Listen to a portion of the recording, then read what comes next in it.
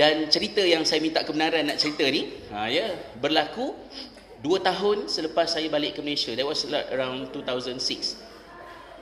Ceritanya, kalau boleh cerita lah, dia berkaitan dengan pendidikan anak. Jangan bimbang, slide tak bergerak.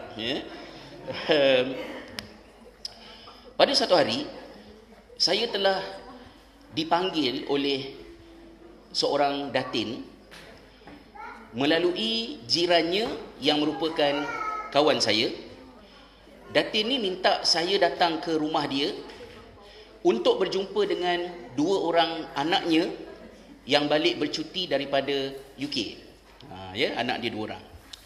Ceritanya, Datin ini dan suaminya Datuk, semasa anak sulungnya lelaki berusia 12 tahun dan adik perempuannya berumur 10 tahun, Datin ni dapat kesedaran Islam.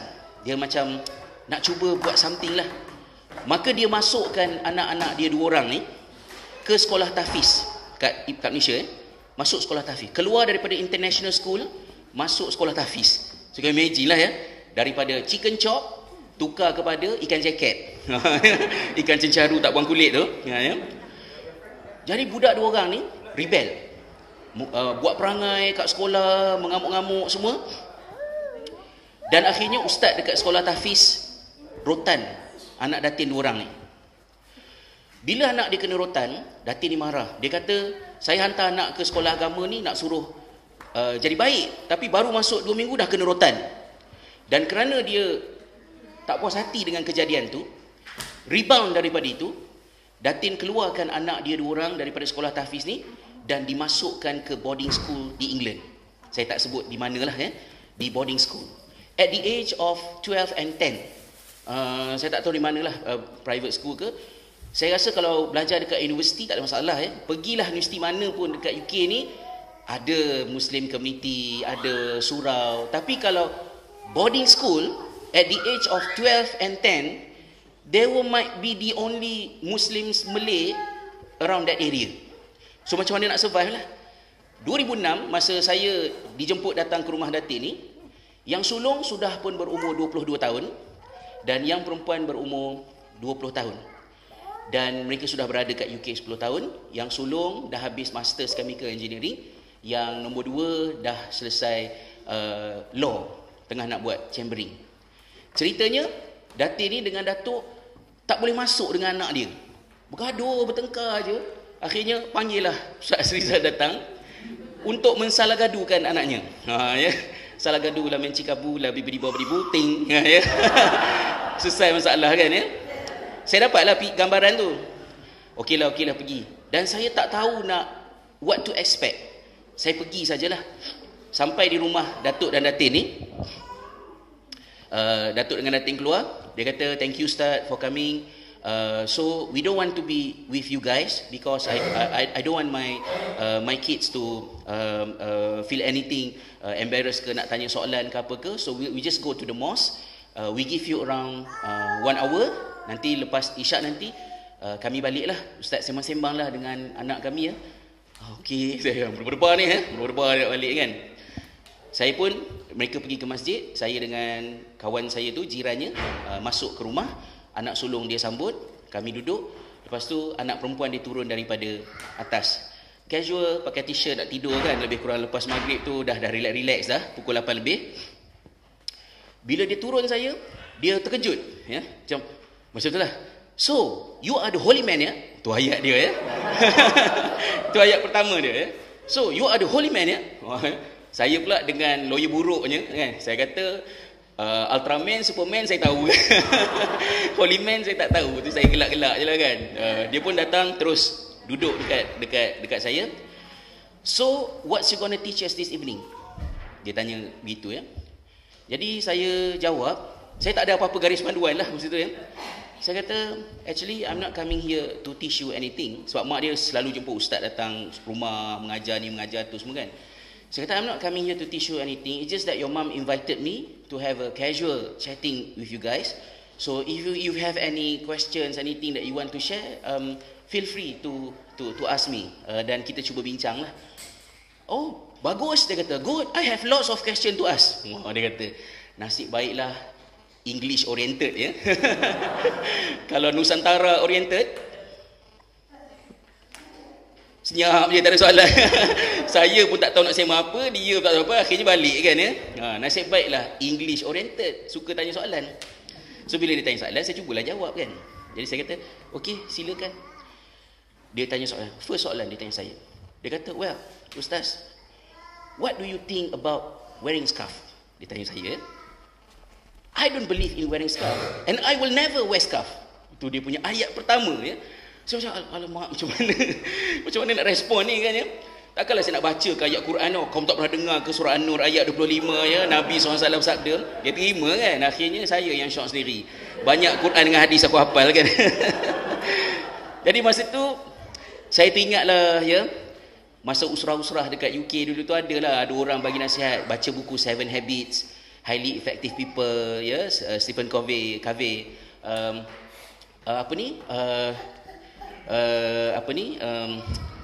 lupa pula, saya dah lama tinggal ni kan. Maknanya dengar untuk faham ya, sebelum minta difahami ya. Saya sabar ni lah. Well, I don't think that's gonna be our first topic to be discussed.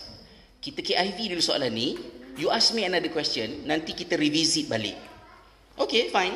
Dia kata, abang ni senyap je duduk kat tu. Agaknya adik dia ni lawyer kot kan, maknanya lebih daring lah tanya soalan kan ya. My second question, why we have to pray 5 times a day? I'm not going to spend my time 5 times a day to apa ni, sembahyang. Dia kurang macam tu lah, macam drama malam tu ya. Nanti dulu ya, mungkin pernah tengok. Jadi masa tu saya tak boleh nak jawab. Saya yang tu pun saya tak boleh jawab. Nanti dulu. Ya. Ustaz apa ni kan, semua soalan tak dijawab ni ya. Okeylah, my next question. Why can't we keep dogs at home? Tu soalan ketiga lah. Kenapa tak boleh belancing kat rumah? Sampai abang dia yang senyap kat tepi tu menyampuk. Do you want to keep dogs at home? Dia tanya macam tu lah. Yes, why not? Man's best friend, cute, bagus apa semua kan. Kenapa tak boleh belancing? Saya memang tak boleh nak jawab. Saya kata, ada soalan lain tak? Saya tanya kan. Akhirnya anak datin ni dah geram kot ya. Tak apa jenis ustaz ya, semua tak kerti nak jawab ni. Dia kata, what do you think about JICE? JICE. Kata, JICE apa? You know the religious authority? Oh, JAIS. Saya ingat JICE apa tadi kan ya. Saya tanya kenapa, what's the issue? Dia marah sebab JAIS telah menangkap seorang artis di kelab malam The Zouk Jalan Ampang. Actually bukan JAIS yang tangkap, Jawi yang tangkap ya. Tapi sebab JAIS lalu keluar media, so semua pejabat agama ialah JAIS ya. Seperti mana semua ubat gigi ialah Colgate dan semua mi segera ialah Maggi kan ya. Biar korang macam tu jenama. Saya kata yang tu pun saya tak boleh nak jawab. Akhirnya habis tu kita nak bincang apa? Dia tanya begitu kan. Saya ambil tarik nafas sikit lah ya. Saya kata, will you allow me to ask you question rather than you ask me? Kan? Dia kata, tak apalah, tanyalah. Saya kata macam ni lah, maafkan saya ya, because I don't know you and I'm not sure what we should achieve at the end of the session, but I have few questions that I want to ask. It's not right or wrong, but it's your point of view. Ya, saya tanya dia, how you define yourself being a successful lawyer? Itu soalan yang saya tanya, macam relax sikit. Fiqah ni relax lah dulu kan ya. Kenal dulu kan. Agaknya dia geram dengan soalan saya. Dia kata, well, I will have my own firm and I will give millions of pounds per year, then I will define myself being a successful lawyer. Dia kata macam itulah dia punya ayat dia kan. Jadi bila saya dengar begitu, saya kata, ada orang dapat millions of pounds per day and yet they are not happy.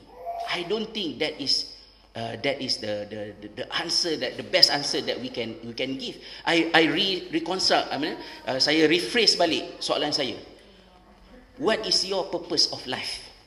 Saya tanya dia. What is your purpose of life? Bila saya tanya tu, dia marah.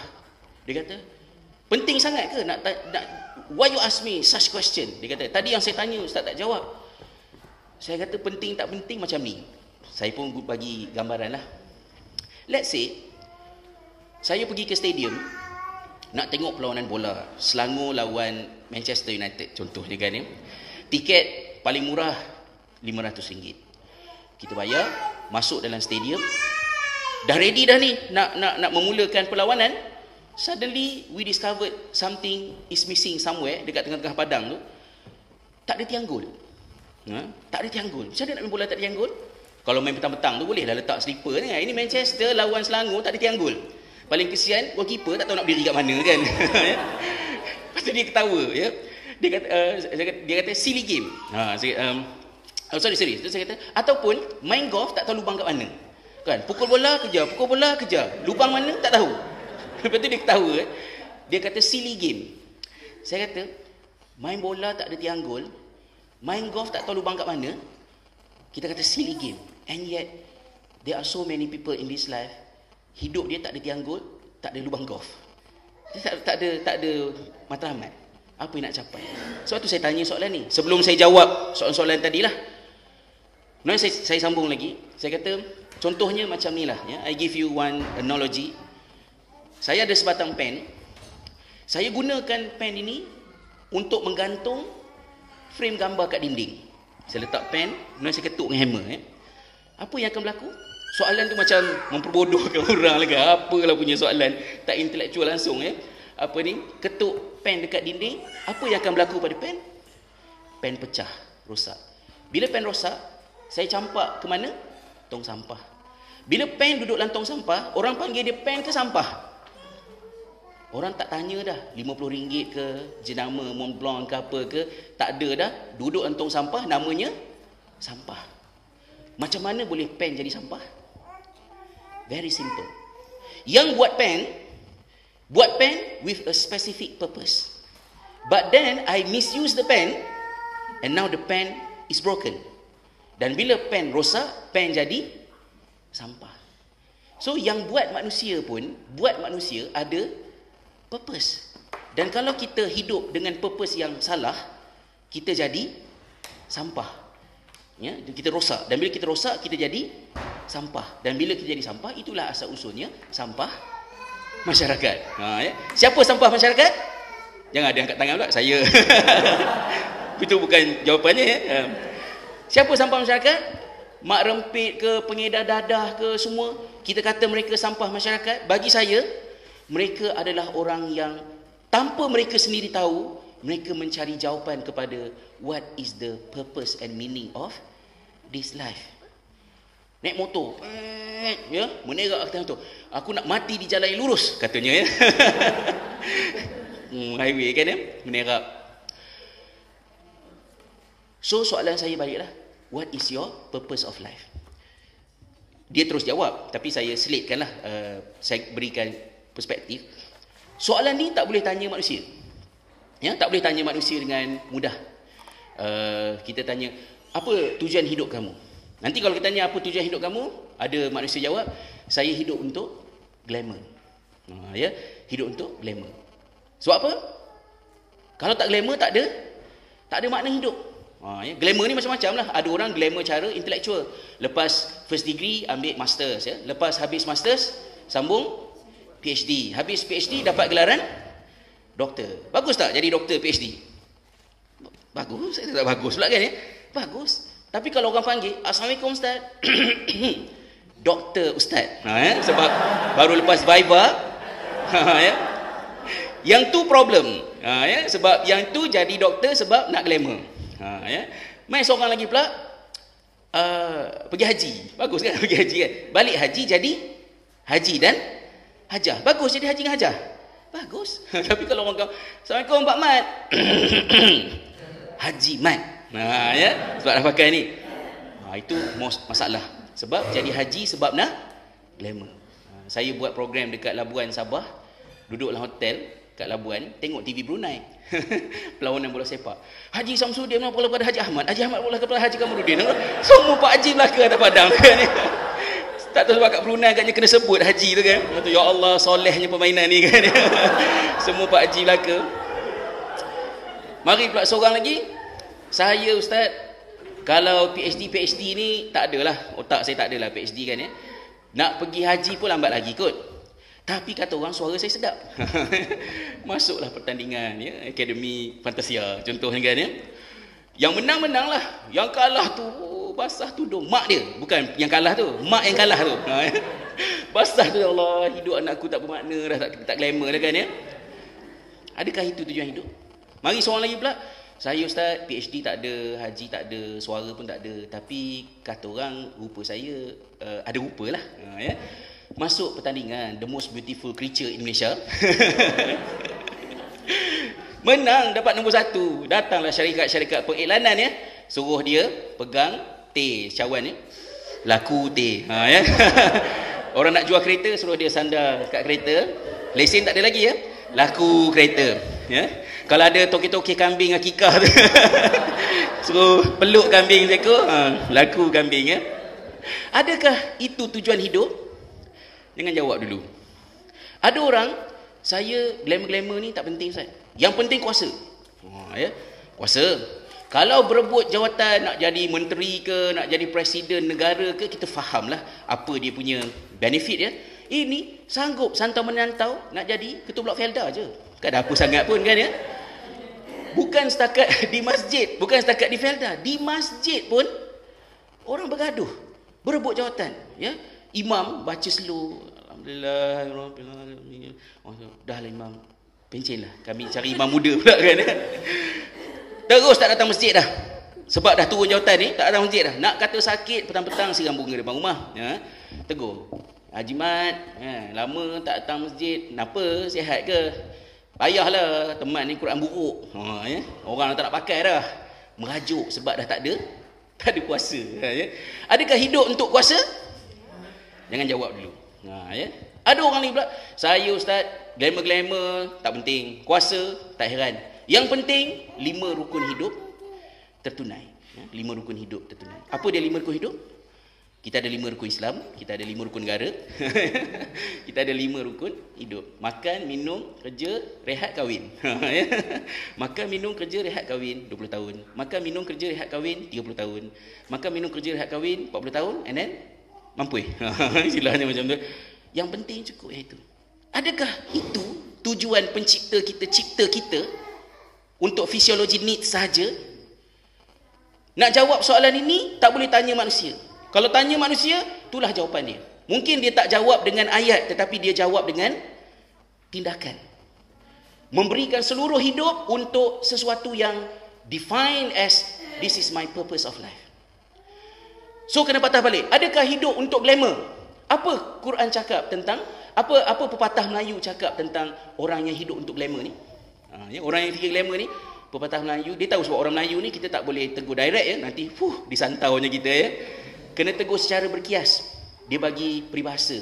Orang yang hidup untuk glamour ni disebut sebagai kenan merak. Kenan burung merak. Burung merak tu burung merak, apa yang burung merak ada? Ha, burung merak boleh terbang tinggi macam burung elang? Tak ada. Lompat atas cucu atap kan? Ada burung lain kawan dengan burung merak? Tak ada. Orang makan ke daging merak? Kata orang sedap, tapi orang tak makan. Apa yang burung merak ada? Cuba segah dia. Glamour lah. Ya. Lah kali orang cabut ekor buat tunjuk ngaji kan. Ya. So kalau orang perempuan lambat sangat bersiap ya, pakai tudung tak tahu nak tamat di mana, di sini ke kan.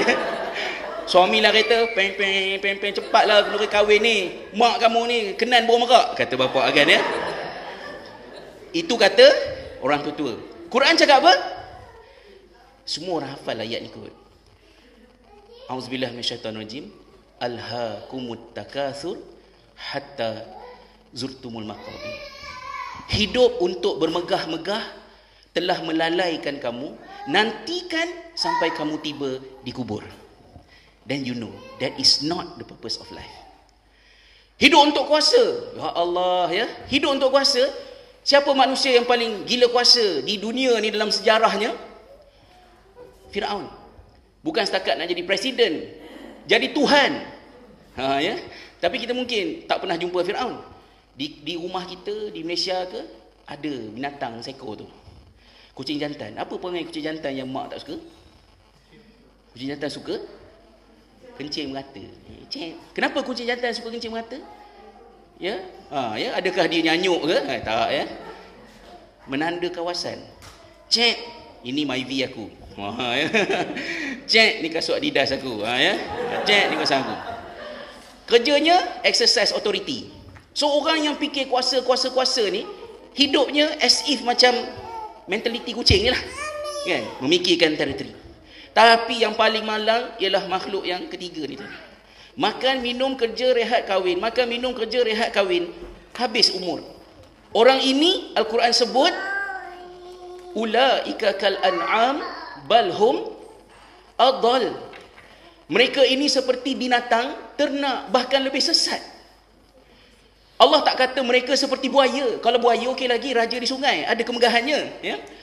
Allah tak kata mereka seperti singa raja rimba, ada megahnya. Tapi Allah kata mereka seperti binatang ternak. Binatang ternak. Apa yang binatang ternak ada? Pernah tengok kambing pagi-pagi keluar kandang, saya nak menjadi kambing yang lebih baik daripada semalam? Ada? Mana ada. Kambing bangun pagi, dia fikir, hari ni aku nak makan apa, hari ni aku nak minum apa, siapa bini aku hari ni, ya. Itulah yang dipikirkan oleh seekor kambing. And yet dalam hidup ni berapa ramai manusia, itulah yang dia fikir. Malah lebih hebat, bukan hari ni nak makan apa, hari ni nak makan siapa. Ya. Manusia. Masa nak sembelih korban, haji.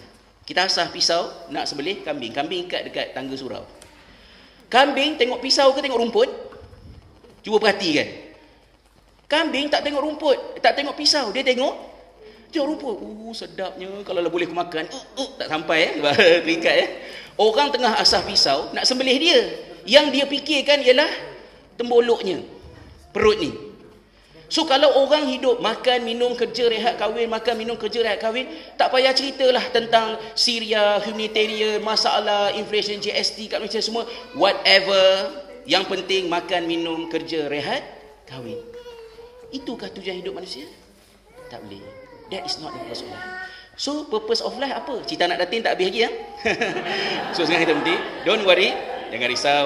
Ni dia punya footnote, ya, nota kaki. Kalau tanya manusia, dapat jawapan yang salah. Lagi sedih kalau ada manusia jawab, tidak aku minta lahir ke dunia. Itu lagi hopeless lah, ya. So kalau nak tahu hidup ini untuk apa, it's not just ask the right question to the right person, ataupun kepada pihak yang sebenar. Kalaulah saya pegang ni, anda tidak tahu apa benda yang ustaz pegang tu, so nak tahu, tanya siapa? Tanyalah saya. Saya tuan dia. Lagi bagus tanya kilang yang buat dia. Siap bagi instruction with 14 different languages. Bahasa Norway, bahasa Inggeris, bahasa India, bahasa semua ada. Namanya instruction manual. So, what is your purpose of life? Bila saya sebut macam tu, dia kata, so kita kena tanya yang buat kita. Siapa yang buat kita? Allah. So what does the Quran say about purpose of life? Alhamdulillah. Ada datin dia tanya. So what does the Quran say about purpose of life? Alhamdulillah. Saya katalah. Akhirnya dia suruh saya baca ayat Quran. Rather dan saya baca, dia tak dengar. Bla bla bla. Kan dia? Dia suruh. Apa Quran cakap tentang purpose of life? Saya bacalah sikit ayat pendek. Surah Az-Zariyat ayat 54. Wa ma khalaqtul jinna wal insa illa liya'budun. Aku tak ciptakan jin dan manusia kecuali for the very specific, one exclusive, real purpose, and that is for you to enslave and submit yourself to me. Kamu hamba untuk memperhambakan diri, beribadah kepada Allah. Rupa-rupanya kita ni hamba, tuan-tuan dan puan-puan. Boleh terima ke kita semua hamba? Hamba rupanya, ingatkan bos selama ni kan, ya, rupanya hamba. Ada orang tak boleh terima dia hamba, ya. Hidupnya katalah kita bayang orang tu kerja bola siang malam, kita bola siang malam, petang bola, ya, tuala Manchester United, apa ni, langsir Manchester United, tah underwear dia pun Manchester United. Panggil dia, assalamualaikum hamba bola, marah tak dia? Hoi, marah, ya, engkau orang pakai boot kat kaki, kau pakai boot kat mulut, nanti dia kata, ya. Marah, walaupun dalam hidupnya memang tak ada benda lain kecuali bola. Ada orang kerjanya perempuan menculik. Panggil, assalamualaikum hamba betina, marah tak? Bang baginya. Tapi kalau minta derma, Tak maaf cik, saya daripada Surau Al-Ihsan, masjid kami tercabut bumbung semalam, nak repair, boleh ke derma? Saya ikhlasnya. Kacau je orang tengah makan sate kajang samuri ni, keluarlah, nah RM10. Minta maaf bang, boleh tak bagi nama, sebab ni boleh claim Gamtek, semua ni nak bagi nama tu. Tulislah apa-apa yang ikhlas hamba Allah. Punyalah tak malu tulis yang ikhlas hamba Allah. Tulislah hamba jin ke hamba syaitan ke. Baru betul. Tak ada orang pun yang malu untuk mengatakan dirinya hamba Allah, yang ikhlas hamba Allah. Kenapa kita tak rasa tersinggung? Assalamualaikum hamba Allah. Ada siapa-siapa offended? Tak ada. Because subconsciously we know that's us. Itulah kita hamba Allah. Tapi terlupa. Kata anak datin ni, so maknanya kena duduk masjid saya malam pergi petang. Saya kata taklah macam tu. Ibadah ni macam ni, sini, ceritalah sikit. Okay, now I can answer the questions yang KIV tadi. First, if you accept that you need God in this life, then only I can answer your question. Why you have to pray? Tadi dia tanya kan? If you accept that you need God in this life, then only I can answer the question, why you have to pray? Dia tak nak semayang, dia nak bela anjing, dia protes tentang scarf tadi, dia tak puas hati dengan jais. Semua tu presenting problem.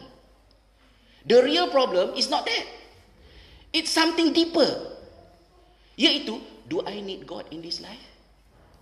There's nowhere in our education this question is been addressed. Nobody knows. Triple PhD never ever came across this question. Do you need God in this life? Zaman datuk nenek kita dulu, soalan ni tak susah nak jawab. Perlu ketuhanan hidup ni? Memanglah perlu. Tentera Jepun bom menyorok dekat dalam bawah tanah ni. Sabarlah Pak Usup, tentera Jepun ni memang zalim, insya-Allah dia akhirat bakar taklah ke neraka. Ya Allah, insya-Allah. Bila fikir akhirat, fikir syurga, soothing. Sebab hidup susah. Fikir akhirat, fikir Allah, barulah mendatangkan kekuatan. Hari ini anak-anak kita dah duduk di syurga. They already there di syurga, kan? Apa nak semua dapat? Ayah nak basikal boleh, ting. Syurga lah tu kan. Nak PSP, ting. Kalau dah hidup di syurga dunia, pasal apa nak fikir syurga akhirat? There is no reason why they need God in this life. Saya rasa itulah sebabnya datuk nenek kita dulu cakap, jangan bermusuh dengan kesusahan. Sebab kesusahan mengajar kita sesuatu yang education tak boleh ajar. Bila susah, doa kepada Allah SWT.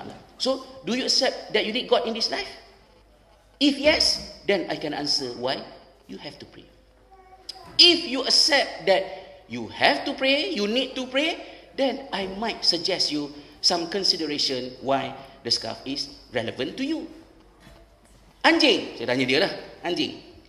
You pernah jumpa tak mana-mana ayat Quran sebut, wahai orang-orang yang beriman, barang siapa bertemu dengan anjing, perangilah anjing dengan penuh keimanan, ya? Ada. Man ra'a minkum munkaran, siapa di kalangan kamu melihat kalban, anjing, maka cegahlah anjing dengan tangan. Tak boleh dengan tangan, cegah dengan lisan. Tak boleh dengan lisan, cegah. Ada? Tak ada. Dalam Islam tak ada. Yang ada dalam Islam apa dia? Kalau anjing jilat bekas air, basuh 7 kali, satu daripadanya dengan tanah. Itu saja. Benci anjing, marah anjing, pukul anjing, terajang anjing, itu semua bukan ajaran Islam. Itu semua perangai orang Melayu. Jangan marah Islam atas apa yang orang Melayu buat. Melayu is something, Islam is another thing. Mungkin selembah, mungkin berbeza lembah. Bila saya bincang gitu, dia kata, kalau bincang agama macam ni, bolehlah terima. Dia cakap dengan, then I can consider, dia katakan. Tapi kalau indoctrination, I don't like it. Tiba-tiba abang dia dekat tepi menyampuk. Ustaz, I don't think religion works on me anymore.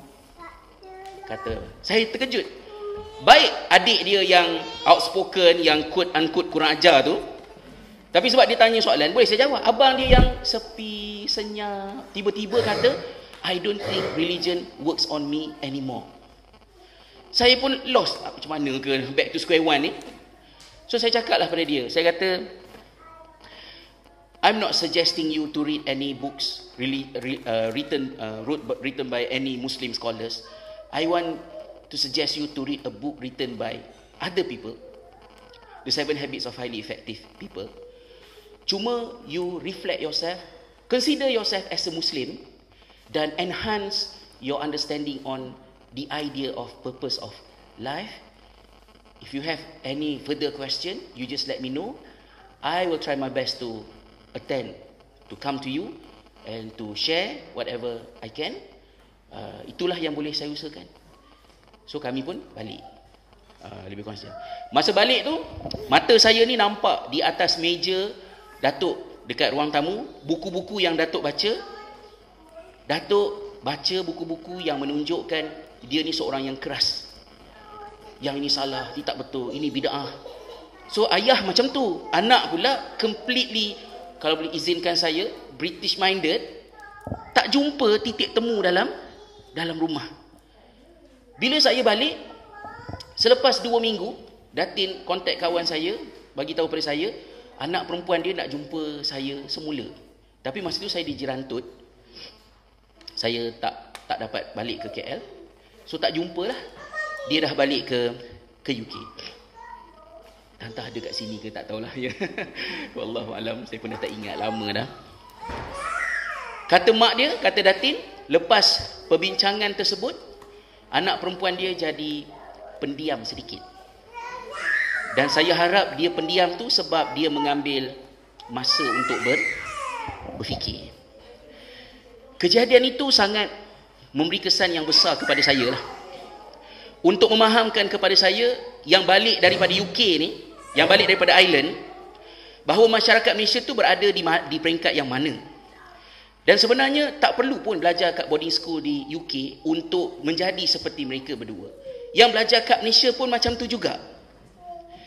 Soalannya ialah ketika masyarakat sudah begitu, kita yang memikul tanggungjawab untuk mendidik, menyampaikan Islam, mengajar, memahamkan, sudahkah kita mengubah pendekatan kita yang bersifat, contohlah nak menghukum ke, nak marah ke, nak apa ke, ketika masyarakat sudah macam tu.